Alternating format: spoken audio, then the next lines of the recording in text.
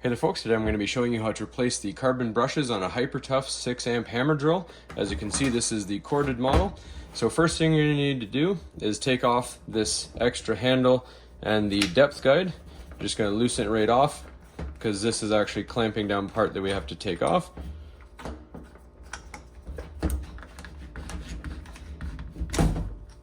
Set that aside, then we're going to flip it to the other side. And if we see all these screws here, these are all Phillips head screws all the way around the drill. We're going to remove them and open it up and show you the inside.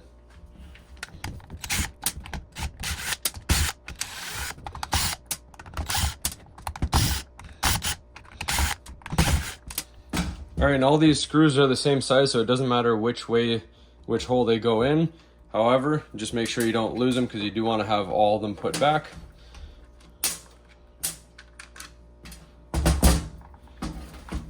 Then you may need to pry up a little bit on this. You can just use your screwdriver and the casing will separate itself.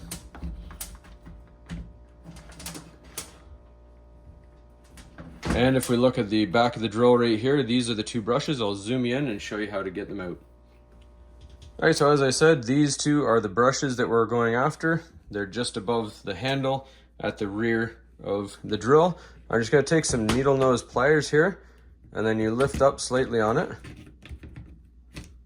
and you'll see it pops out.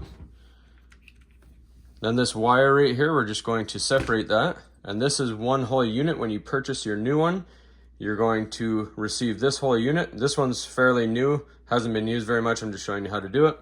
And when you get your new one, you're going to plug it in the same way that you took the old one out. And then I like to put it onto this copper wheel right here.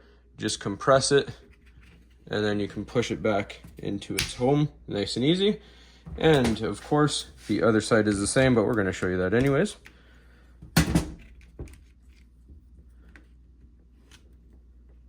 So just be careful not to break the tab. You don't want to break it in there, that'll be really hard to get out. So nice and gentle, and goes back in exactly the same way. Make sure it's pushed down nice and firm, and again, push down on the copper and lock it into place. Now we just have to seal everything back up.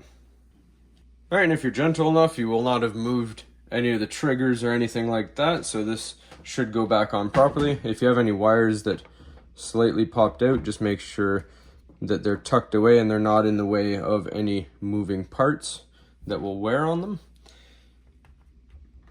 So set everything back the way you took it off. Push it down firmly, put all your screws back, and tighten them hand tight.